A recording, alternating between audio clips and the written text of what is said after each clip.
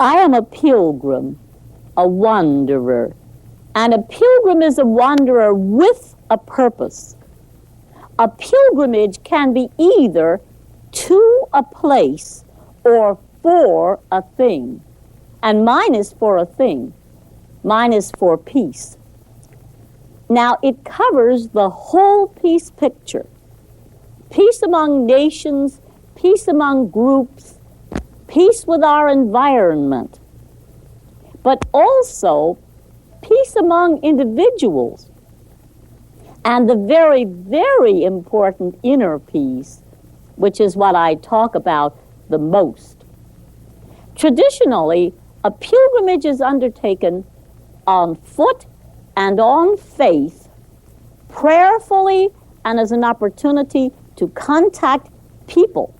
And for that purpose, I wear my short tunic with Peace Pilgrim on the front and 25,000 miles on foot for peace on the back. It makes all my contacts for me in the kindest way. And I like to be kind. In the most effective way, you're in a much better position to talk to people when they approach you than when you approach them. And I notice those who come are worthwhile people. They're either genuinely interested in peace or they have a good, lively curiosity. One more thing, a pilgrim customarily has a message, and this one does. In one sentence, it says, this is the way of peace. Overcome evil with good, and falsehood with truth, and hatred with love. There isn't anything new about that message except the practice of it, but I consider it the lesson for today, and so it becomes the message of my peace pilgrimage. Now, I have had many opportunities to put that peace message into practice in my life. I remember the first year of my pilgrimage, I was tested quite a number of times. But you know, life is a series of tests. If you pass your test, you look back upon it as a good experience. I want to tell you about the only time on my pilgrimage that I was ever hit. And of course, this is once in 26 years, because I've been on pilgrimage since January 1st of 1953. I was trying to help a disturbed teenage boy who had once beaten his mother so that she had to spend a few weeks in a hospital. So everybody was afraid of him. And he wanted to go for a walking trip into the hills, which I thought would do him good. And he was afraid to go alone. He was afraid he might break a leg and be left lying there. So I offered to go with him. And we got up onto the first hilltop, and that was the first time really that I had seen him off the beam, so to speak. A thunder shower came along, which was very close, and he was very terrified. And off the beam he went, and he came for me, and he was hitting at me as he came toward me. I didn't run away, which I guess I could have done. He had a heavy pack on his back. I just felt the deepest compassion for him. How awful to be so psychologically sick. And therefore I was able to face his hatred with love even while he hit me. And as a result, it reached the good in him. He said, "You didn't hit back." Mother always hits back. And then he experienced remorse, complete self-condemnation. And to make a long story short, what are a few bruises on my body in comparison with the transformation of a human life? He never was violent again. Now, let me tell you about a more difficult test than that. That was the time when it was necessary for me to defend a frail little 8-year-old girl against a large man who was about to beat her And the girl was terrified. Now, of course, if you're afraid, you're in danger because you attract the very things you fear. It's because I fear nothing and expect only good that, to me, good comes. I knew her danger because of her fear, and therefore I put my body across the corner between the man and the girl, and I just stood and looked at that poor, psychologically sick man with loving compassion. He came close, but he stopped dead in his tracks, looked at me for quite a while, and then turned around, walked away, and the girl was safe. Now suppose I had forgotten the law of love and attempted to use the jungle law of tooth and claw. I would undoubtedly be dead today, and so would the little girl.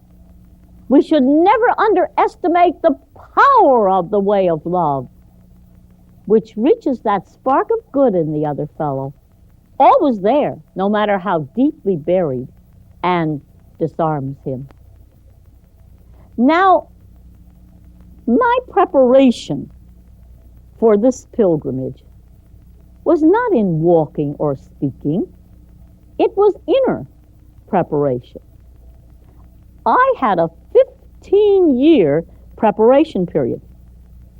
It was 41 years ago, 15 years before the pilgrimage began, when I came out of my empty life of money and things and started to live to give instead of to get.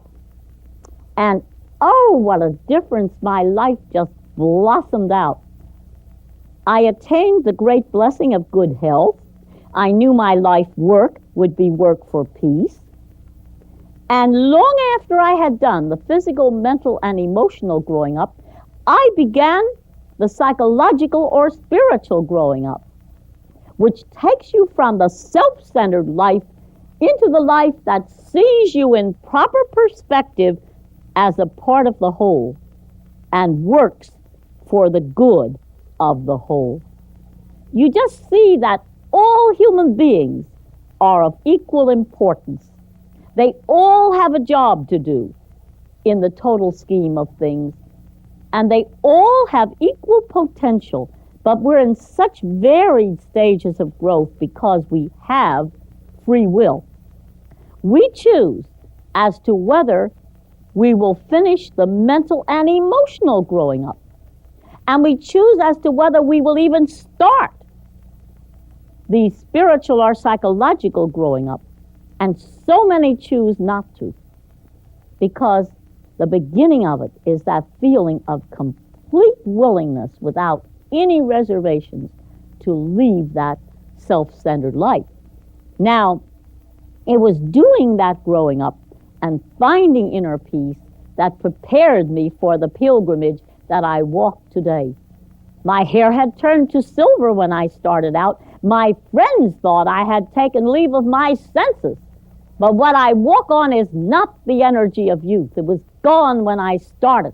This is what I'm doing with my retirement years. I walk on that endless energy which comes with having done the spiritual or psychological growing up, with having found inner peace. The first question has to do with so-called adverse experiences that come to you. Now, I believe that every experience that comes to me has a purpose in my life. It might inspire me, it might educate me, it might give me a chance to be of service. I had a prison experience once. I was being investigated to discover if I was a vagrant or a religious pilgrim. And they booked me at the city desk for vagrancy. That doesn't mean I was convicted. I was just suspected of being a vagrant. And then I went through the regular routine, the fingerprinting. And I remember I just spoke to the man who was fingerprinting me because I had never been fingerprinted before or since. And I remember he just responded so well to being treated like a human being. He gave me a lecture on fingerprinting. He showed me the charts while people were waiting in line. And then they photographed me. I remember they hung a number around my neck, and they photographed me from the front and from the side. And you've seen those pictures in the post office. Remember how mad they all look? And so I thought, let me be different. And I smiled as sweetly as I could. So there's one smiling face somewhere in the Rogues Gallery. And then they questioned me. 2 men questioned me. And I remember they asked me if I would answer questions. I said, well, certainly I will answer your questions. Not because you are law enforcement authorities, but because you are fellow human beings. I answer the questions of all my fellow human beings. And I said, you know, whatever you are in your official capacity, you're also, first and foremost, a human being. And if we were to talk together, human being to human being, we would really get much farther, much faster. And we ended up that way, talking person to person about the purposes of the pilgrimage. But they first used a kind of a confusing technique. One would fire a question at me. Before I could answer it, the other would fire a question at me. And I had to keep saying, if you'll pardon me just a moment while I answer your question, then I will answer your question. And, you know, that wasn't terribly meaningful. But then they got into other things, like asking me about the nature of God and the nature of prayer and, nature of good and bad. Questions like the college students asked me, and I warmed to the subject. And then they began to relate this to the cause of peace. I'm a peace pilgrim, you see. And they said, would you under any circumstances use or sanction the use of physical violence? No. Why? This is contrary to God's laws, and I would rather have God on my side than any power on earth. And I told them about the time I was hit by the disturbed teenage boy. And then they said, but suppose to defend a loved one it were necessary. I said, I do not believe I could defend a loved one by disobeying divine law. Then I would lose the protection of the law for my loved one and myself. And I told them about the time I was called upon to defend the frail little 8-year-old girl. And then they said, if you had to choose between killing and being killed, which would you choose? Oh, I said, I don't think I would need to make such a choice as long as my life remains in harmony with divine purpose. But not unless it were my calling to be a martyr. Now, that's a very rare calling and a very high calling. I don't believe it's my calling, although I'm ready if it is. The world learns and grows through its martyrs. I said if I had to make such a choice, I would choose being killed rather than killing. In any case where it was necessary for me to choose between harming and being harmed, I would choose being harmed rather than harming. And they said, could you give a logical explanation for such an attitude? Yes, I said, in my frame of reference I could. In my frame of reference, I'm not the body. I'm only wearing the body. I'm that which activates the body. That's the reality. Now, if I am killed, it destroys merely the body, which is transient anyway. But if I kill, it injures the reality, which can only be injured by my own wrong acts. They put me down as having a religious basis for my peace witness. But suppose I had said, well, after all, you've heard of self-defense. Even the law recognizes self-defense. This might have been considered legal, but not religious. And then they put me in with the girls. Great big inner rooms surrounded by cell blocks into which they locked the women 4 to a cell block each night. And as I walked in, I said, you have dedicated your life to service. Behold your wonderful new field of service. And they said to me, you're a funny one. You're the first one ever came in smiling. Most of them come in crying or cursing. And I said, girls, we have a day off. Now, suppose you had a day off at home. Wouldn't you do something worthwhile with that day? And they said, yeah, let's. Well, we do. So we sang some songs. I showed them a simple little energizing exercise. I talked to them about bringing their lives into harmony. I said, look, you live in a community here. You could take the steps toward inner peace in your community right here. And they were interested. They asked questions. It was a beautiful, beautiful time with them. And then that afternoon, they changed matrons, and the girls said, that's a horrible person that's coming on here. Don't even speak to her. But I know there's good in everybody. That woman was actually, she was a widow, and she was supporting her children with that job. Now, she didn't always feel well at times, but she felt she had to work, and that's why she was a bit cross at times. And that night I said to her, I know you have a full house here, but never mind, I'm quite used to such things. I can sleep on this wooden bench. She had them bring in a cot with clean bedclothes. I had a warm shower with a clean towel, all the comforts of home. And the next morning, they took me down into court. It was one of these perfectly beautiful days. And I wasn't handcuffed. The young man walking beside me, young policeman, wasn't even holding on to me, and he had a great big gun at his side. And I said to him, if I were to run away, would you shoot me? No, he said, I never shoot anything I can catch. I thought that was so cute. And then he got me into the anteroom of the courthouse. And there was one of the big fellows that had questioned me the day before. And I was feeling real good and looking forward to another day with the girls. And I said to him very brightly, good morning. And he looked at me in some surprise. He said, well, you don't seem to be any the worse for your day in prison. I said, oh, you can imprison the body, but not the spirit. And you know, that's true. And then, of course, when I went before the judge, they said that they had discovered I had a religious basis for my peace witness, and the case was dismissed, and they took me right back to the highway where they had picked me up. Now, another question was as to the nature of God.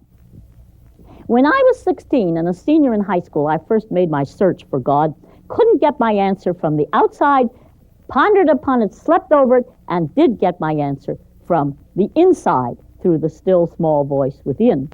And my original answer told me what to look for. It said, we human beings lump together everything in the universe which is beyond the capacity of all of us collectively. And to all those things together, some of us give the name God.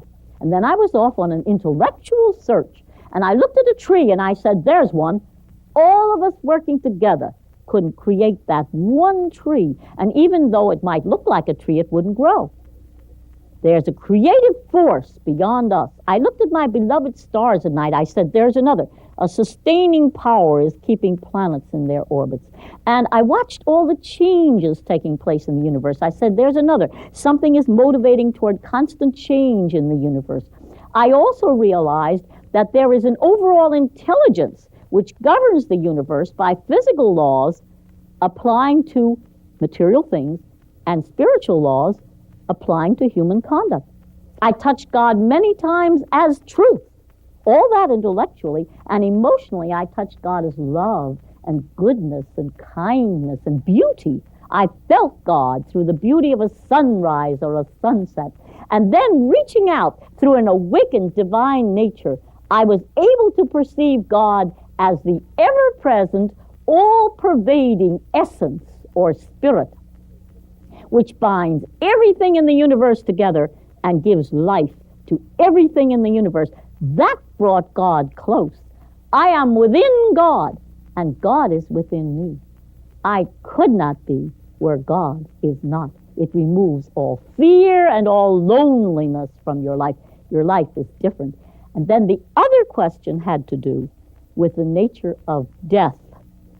And I said, death is a beautiful liberation to a freer living. And let me tell you my own experience in facing death. I was walking in a very isolated section of the country. I knew there was no human habitation within many, many miles. And that afternoon there came one of these quick snowstorms. It was out of season, and the snow was just dumped down like a cloudburst of rain. All of a sudden I was walking in deep snow, and I noticed no more cars were running on the road. I guess they were getting stuck and they had closed the road. And then darkness was dumped down and I couldn't see my hand before my eyes. The snow was blowing in my face and it was getting bitter cold. It was the kind of cold that penetrates into the marrow of your bones. But God had never seemed so close. And I made a complete identification that night, not with the clay garment, the body, which is destructible, but with the reality which activates the clay garment, which is indestructible. I felt so free. I knew everything would be all right, whether I remained to serve in this earth life or whether I went on to serve in a freer life beyond. I felt guided to keep on walking. I couldn't see if I was walking along the highway or out into some field. I couldn't see anything. And my feet in my low canvas shoes were like lumps of ice. They just felt so heavy as I plodded along. And then my entire body began to become numb with the cold. And after there was more numbness than pain, came what some would refer to as a hallucination and what some would refer to as a vision. It was as though I became aware not only of the embodied side of life, where everything was black darkness and bitter cold and swirling snow, but also, and it seemed so close, I could step right over into it, of the unembodied side of life, where everything was warmth and light. There was great beauty. It began with familiar color and transcended familiar color. It began with familiar music and transcended familiar music. And then I saw beings way off at a great distance, like looking at beings from the top of a high mountain. But one of them moved very quickly toward me. And when she came close enough, I recognized her, although she looked much younger than she had looked when she stepped over. And since I believe that at the time of the beginning of the change called death, those nearest and dearest come to welcome us, I have been with those who stepped over. I remember well how they talked to their loved ones on both sides as though they were all right there in the room together. I thought, my time has come now to step over. And so I greeted her, and I either said or thought to her, "You have come for me?" But she shook her head. She motioned for me to go back. And just at that point, I ran into the railing of a bridge, and the vision was gone. And then, because I felt guided to do so, I groped my way down that snowy embankment, got myself under that bridge, and under that bridge I found this large cardboard packing box with wrapping paper in it. And very slowly and clumsily in my numb condition, I managed to pull that wrapping paper around me. And there under the bridge, during the snowstorm, I slept. Even there, shelter had been provided, but provided also had been this experience. Had you looked at me in the midst of it, you might have said, what a terrible experience that poor woman is going through. Looking back upon it, I can only say, what a wonderful experience, in which I faced death, feeling not fear, but the constant awareness of the presence of God, which is what you take right over with you. And of course, I believe that I have had the great privilege of experiencing the beginning of the change called death, so that now I can rejoice with my loved ones as they make the glorious transition to a freer living. And you know, in our world today, we also seem to be in the midst of a terrible situation. Trouble here, trouble there, violence in our own streets, but we cannot evaluate it while we are so close to it. There is darkness in our world today, yes. It is due to the disintegration of things which are contrary to the divine law of love. But let us never say hopelessly, "Oh, this is the darkness before a storm." Let us rather say with faith, "This is the darkness before the dawn of a golden age of peace, which we cannot now even imagine. For this, let us hope and work and pray."